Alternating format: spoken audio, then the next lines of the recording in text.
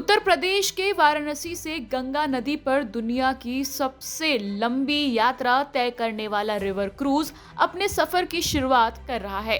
दुनिया के सबसे लंबे रूट को तय करने वाले इस रिवर क्रूज को प्रधानमंत्री नरेंद्र मोदी हरी झंडी दिखाकर रवाना करेंगे। नदी में चलने वाली इस क्रूज का नाम MV गंगा विलास है और वाराणसी से ही अपने पहले सफर के लिए रवाना होगा। अपने सफर के दौरान क्रूज 3200 किलोमीटर से भी ज्यादा लंबा सफर तय करेगा। बता दें, ये क्रूज भारत और बांग्लादेश से गुजरने वाली 27 नदियों से होते हुए अपनी मंजिल पर पहुंचेगा। क्रूज MV गंगा विलास पटना, साहिबगंज, कोलकाता, ढाका और गुवाहाटी जैसे 50 पर्यटक स्थलों से होकर गुजरेगा। चलिए इस वीडियो में आपको क्रूज के बारे में महत्वपूर्ण चीजें बताते हैं। दुनिया का सबसे लंबा रिवर क्रूज 52 दिन का सफर तय करेगा और ये 2 देशों से होते हुए गुजरेगा। इन 52 दिनों में गंगा विला क्रूज तकरीबन 27 नदियों से होते हुए अपना सफर तय करेगा।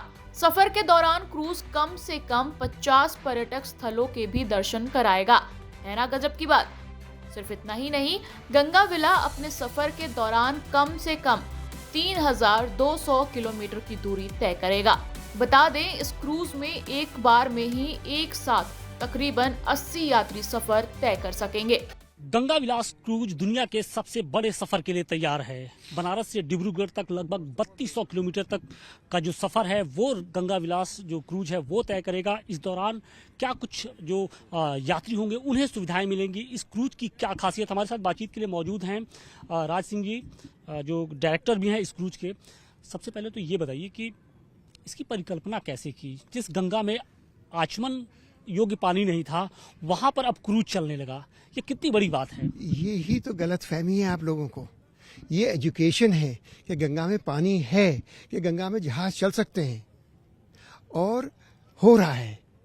तो ये देखने के करने के बाद में कि भाई चल सकते हैं, पानी है और भारत सरकार इसमें कटिबद्ध है कि इस सेक्टर को बढ़ावा दिया जाए। इसमें जो है 18 स्वीट्स हैं, तो उसमें अब फिलहाल 36 से ज़्यादा पैसेंजर्स नहीं हो सकते।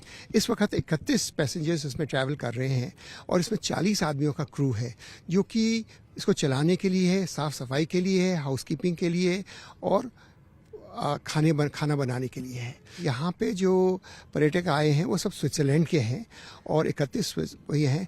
इसका जो किराया है वो 25 से 50 हज़ार रुपये पर डे के हिसाब से है, क्योंकि जब हम बांग्लादेश में जाते हैं तो वहाँ खर्चे अलग होते हैं और डॉलर में होते हैं, तो इस वजह से ये कॉस्ट जो है वो वेरिएबल है। बहुत लंबा सफ़र है, लगभग 51 दिनों के आसपास का सफ़र है। इस दौरान जो यात्री होंगे उनके मनोरंजन के लिए, उनके लिए वो कहाँ पे स्टे करेंगे, किस तरीके की व्यवस्था आप लोगों की जरिए? हर जगह जहाँ हम जा रहे हैं, करीब 45 से 50 जगह हैं, वहाँ पे हमने अरेंजमेंट कर दिए हैं। वहाँ जाके यात्री हैं उन जगहों को देखेंगे, भ्रमण करेंगे और उनके बारे में जानेंगे। इसलिए हमारे साथ साथ में एक गाइड भी होता है जो कि इन चीज़ों में जानता है और बताता है।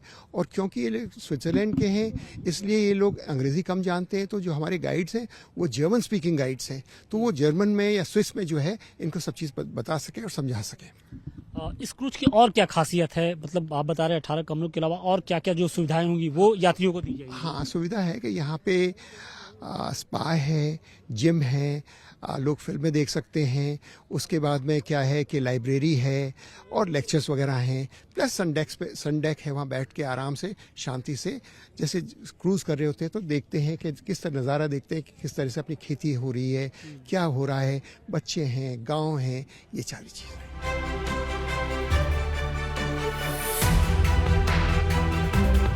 इस क्रूज का सफर 13 जनवरी से शुरू हो रहा है, जो कि वाराणसी से शुरू होगा और इसकी गंतव्य डिब्रूगढ़ पहुंचने की संभावना 1 मार्च को है।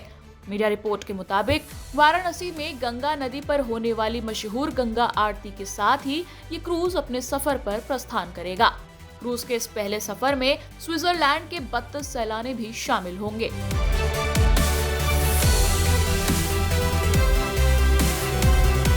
बता दें, इससे देश में नदी पर्यटन के क्षेत्र में असीम संभावनाओं का द्वार खुलने वाला है।